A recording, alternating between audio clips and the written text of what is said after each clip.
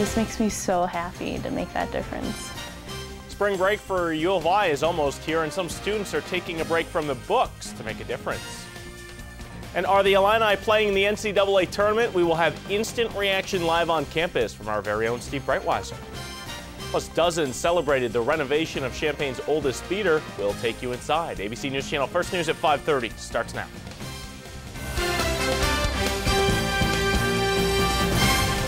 Good evening, I'm Ben Handelman. One more week of classes and then University of Illinois is on spring break. While some students get ready for some sun and fun, others are preparing to make a difference. ABC News Channel 15's James Fillmore joins us live in the newsroom. And James, these students are participating in alternative spring breaks?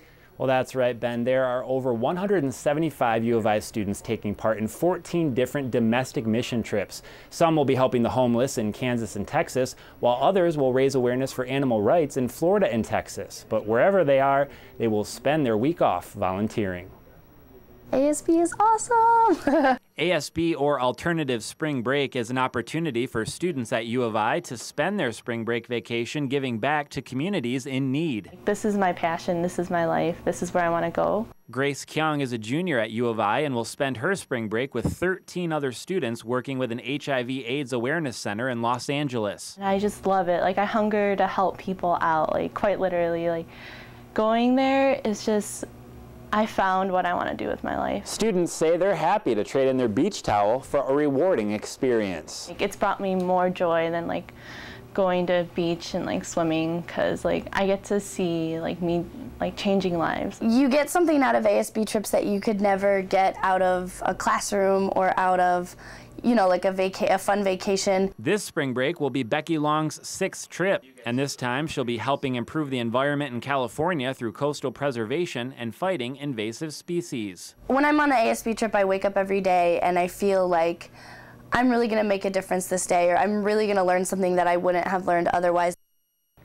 Well, the students pay a low flat fee to participate in the mission trips. Spring break is just one of the many opportunities students have to volunteer. Alternative break trips are offered throughout the year. Ben?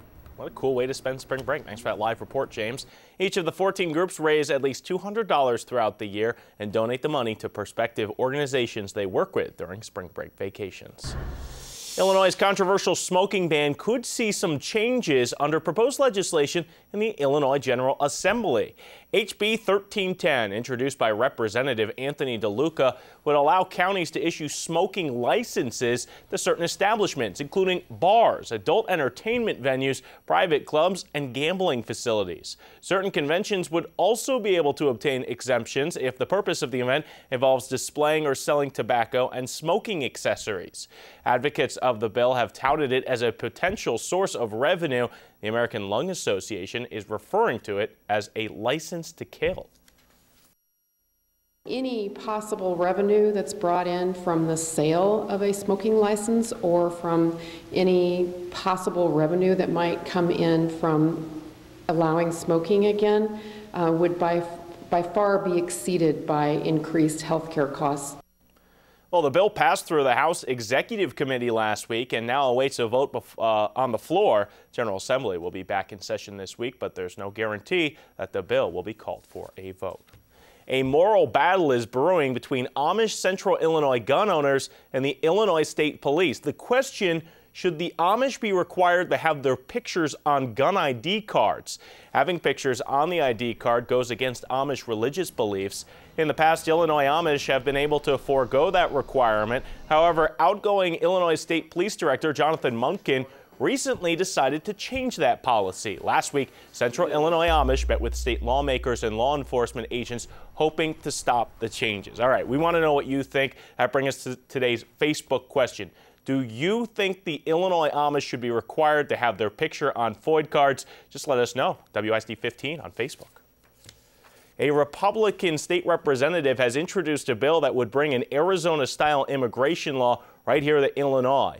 Representative Randy Ramey from Carroll's team wants police to be able to determine the immigration status of a person if the officer has reasonable doubt. He claims illegal immigrants cost the state billions in education and health care costs.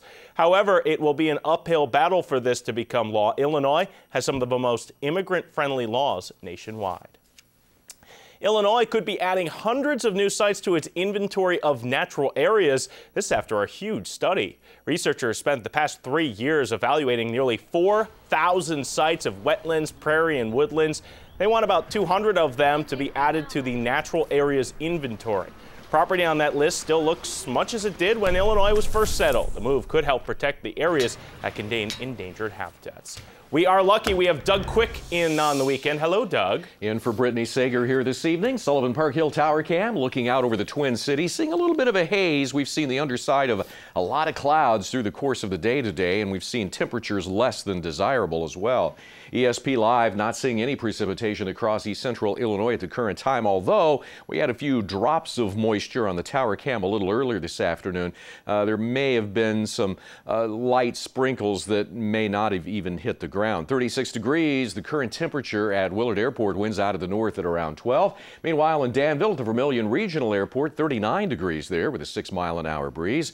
Well, expect to see more clouds tomorrow, and we could see a few snowflakes as well in some areas of central Illinois.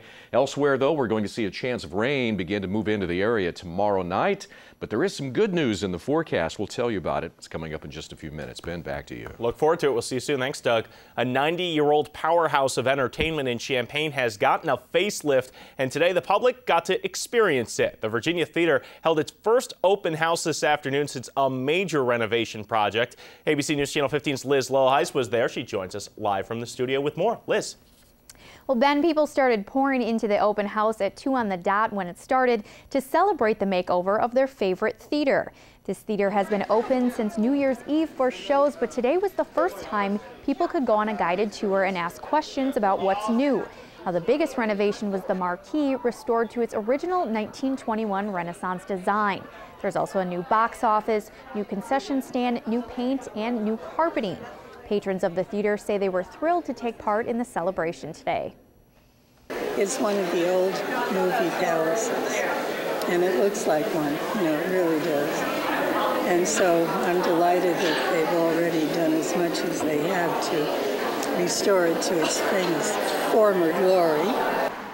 Besides tours, patrons enjoyed free popcorn and soda and a performance by a barbershop quartet. Now, the only thing visitors today were disappointed with was that the theater's famous organ was not working. Officials with the theater say they hope to repair it soon. Ben, back to you. Hope so. What a beautiful building. Thanks, Liz. The renovations were not only done for reasons of beauty, but safety as well. Officials say plaster was falling and the marquee had leaks, so they had an obligation to restore it. And another event for area theater lovers, the Urbana High School Drama Club put on its spring musical Little Shop of Horrors tonight. Show is the last UHS drama performance that will take place in the auditorium before it goes through major renovations next year. Theater director Tim Broker said it was an emotional time for student actors. Tonight it was really cool because it was all about making history for them and then being a part of the last UHS drama performance that was going to take place in this auditorium, and there were a lot of tears, but there's a lot of energy and a lot of excitement, so I really expect today to be a really good show. Cool. It'll be a long time before another group takes that stage. Congratulations, all you guys. Champaign-Urbana Mass Transit is making changes to its University of Illinois Safe Rides program. The altered schedule begins today. The service will now begin at 7 p.m. instead of 5. Calls for safe rides will be taken until 6 a.m. for trips to be completed by 6:30 a.m. Service provides safe transportation to people who are generally traveling alone when no other means of safe transportation is available. To schedule a ride during Safe Rides operational hours, which are 7 p.m. until 6 a.m., just call that number on your screen. An urgent travel warning from the State Department: the 2 places no one should be flying right now. Plus, snow and rain leave fields flooded, so where does that leave farmers? We've got the spring planting outlook. And are the dancing shoes coming out of the closet? We'll tell you if the Illini are headed to the NCAA tournament. Stay with us.